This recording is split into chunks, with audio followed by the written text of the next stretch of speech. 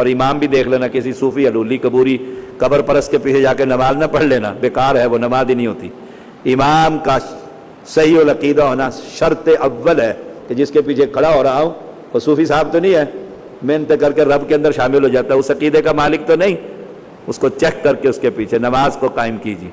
پیغمبر علیہ السلام نے زندگی کے آخری 5 دن بیماری کی حالت میں بھی عباس اور علی کے کاندھوں پر ہاتھ رکھ کر مسجد میں آ کر باجماعت نماز ادا کی۔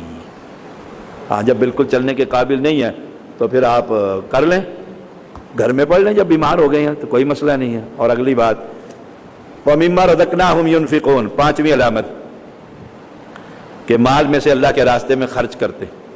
شادی پر کتنا خرچ کریں گے؟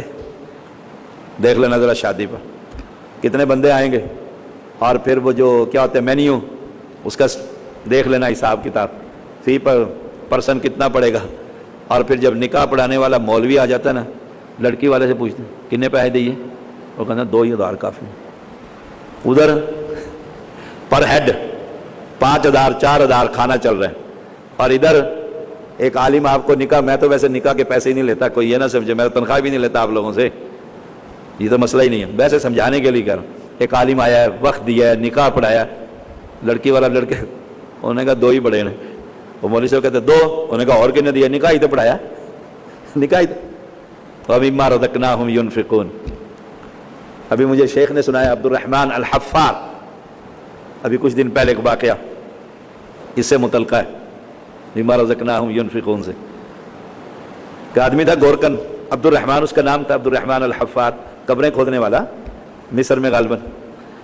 تو اس نے ایک آدمی کی میت کو رکھا، تو ایسے اس کو جیسے حدیث میں آتا ہے جنت کی کھڑکی، اس نے اپنی آنکھوں سے وہ نقشہ دیکھا لمحے کے لیے، اس کی زندگی بدلنی شروع ہو گئی۔ کچھ عرصے کے بعد ایک اور بندہ آیا، اسے دفن کیا، اسے دفن پر بھی اس بندے نے وہی نقشہ دیکھا، جھلک دیکھی اللہ کی نعمتوں کی۔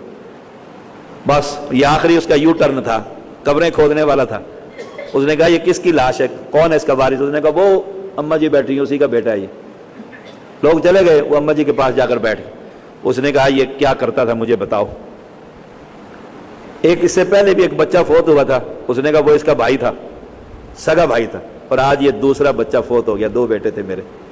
اس نے کہا ان کی نیکی بتلا اماں، یہ نیک کیا کرتے تھے؟ کہا یہ قرآن پڑھتا تھا، مدرسے میں دین حاصل کرتا تھا، شریعت اسلام، اور یہ بڑا بھائی تاجر تھا، یہ چھوٹے بھائی پر سارے پیسے خرچ ہی کرتا رہتا تھا، وہ پڑھتا تھا یہ پڑھاتا تھا۔ ٹھیک ہے، مِمَّا رَزَقْنَاهُمْ يُنْفِقُونَ دیا کس نے؟ اس نے عبد الرحمن الحفار رحمہ اللہ۔ کہتے اس نے چھوڑا وہ قبر شبر صاحب، انہوں نے کہا بس وہ گیا، پھر وقت کا امام بنا، محدث بنا، آج بھی اس کی کتابیں موجود ہیں۔ پلٹ گئی نا زندگی، دیکھ لیا نا اس نے۔ تو اگر پڑھ نہیں سکتے، پڑھانے والوں کے سروں پر ہاتھ رکھ لو۔